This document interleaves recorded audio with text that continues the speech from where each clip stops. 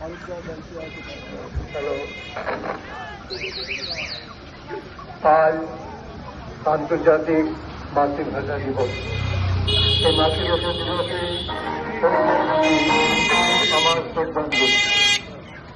আবার মিছিলের ভিডিও চাই। একুশের ভোরে তোমরা আছো তো ভালো, ভালো আছো সব।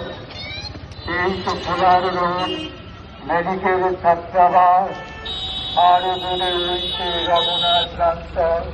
মনে আছে সব, মনে আছে নিশ্চিন্তের সবগুলো পেশির ঝঙ্কার।